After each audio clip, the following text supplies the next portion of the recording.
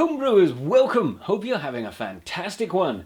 So I had plans to do a bottling video today, but for either the old bread yeast mead or the jam cider, but they are both still fermenting away slowly. We had a bit of a cold snap the last few weeks. I turned the heating off and I just haven't bothered to turn it back on.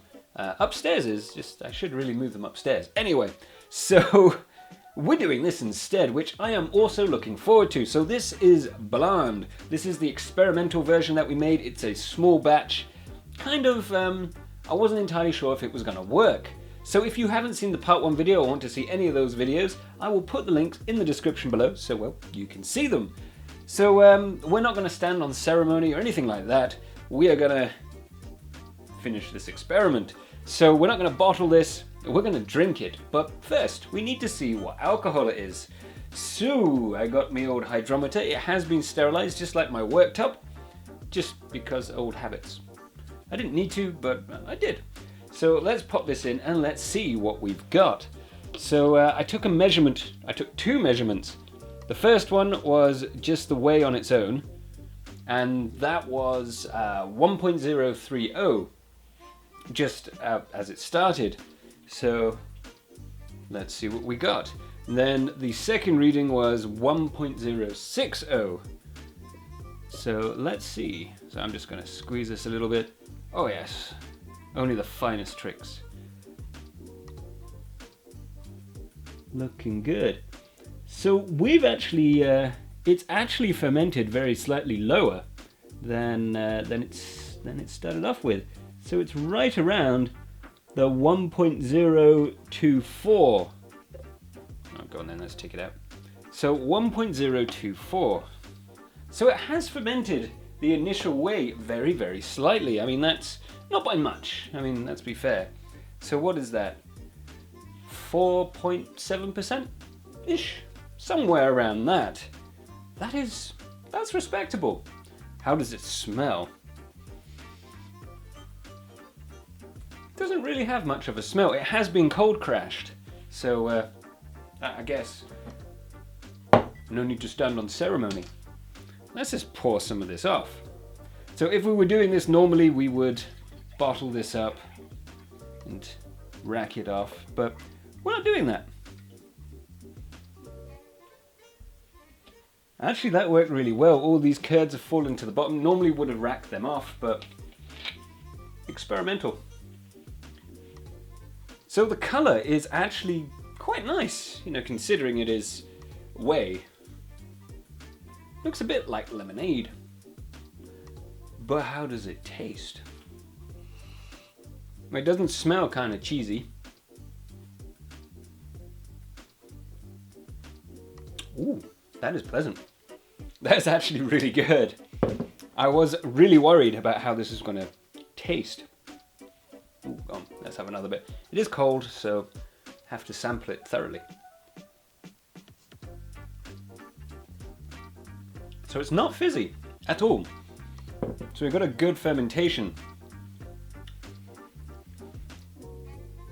So I've had a few samples of this, but mainly I've actually left it for a few minutes and warmed it up. I actually put it on a heater just to warm it through. And let's try it now, because it's a lot warmer. It's about 5 or 6 degrees instead of the 1 degrees it was in the fridge, so.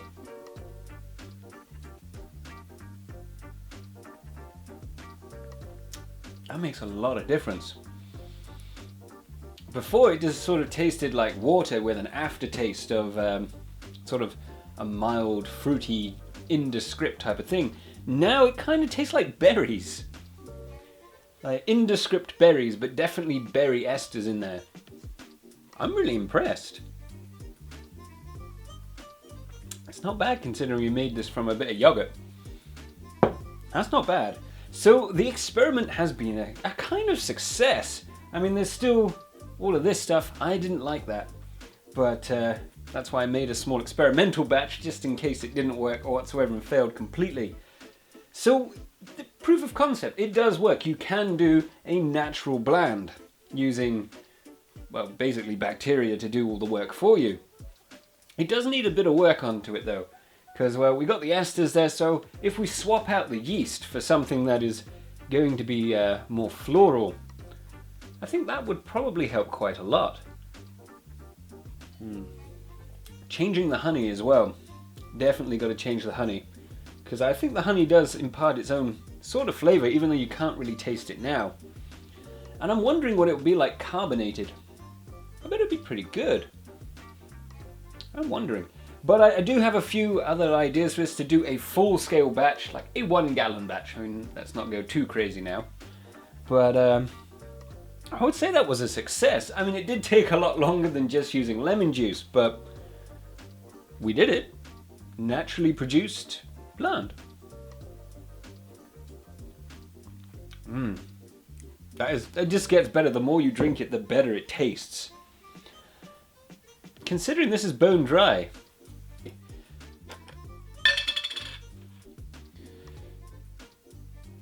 So about a teaspoon's worth. So let's just stir this for the next 5 minutes. But any excuse to have some sugar. So most of a teaspoon. Nah. I have a sugar addiction. What can I say? There we go. So I have cleansed my palate because all I could taste was honey, which is nice. Don't get me wrong, but not kind of the point of this. So we've got the blaand again. It's been back sweetened. Let's see what happens, because we might as well test it to see what is the best type.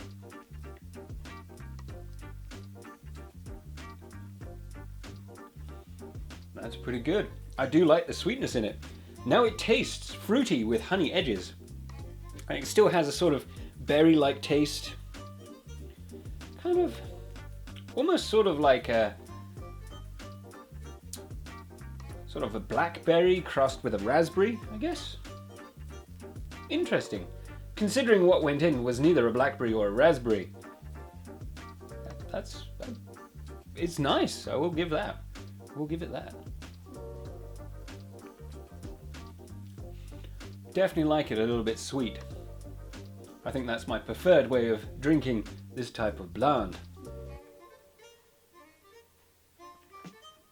That's good. That is good. The honey really does add, well, brings out all of those flavors. That's really good. So I'm going to drink this and edit this video because, well, I'm going to call this little experiment a success. I know we didn't bottle it up and we're not going to age this one, but proof of concept. You can get it to work, which is nice. So we're going to come back. We're going to do a full-scale video, a few changes that I'm going to make, but I will get into that when I do the video. So I'm going to go and enjoy this. So I really hope you enjoyed this video, guys. Don't forget to, a little bit of gas. Don't forget to check out some of the other ones. Subscribe, rate, share, all those things. But most importantly, carry on homebrewing, guys. See you later.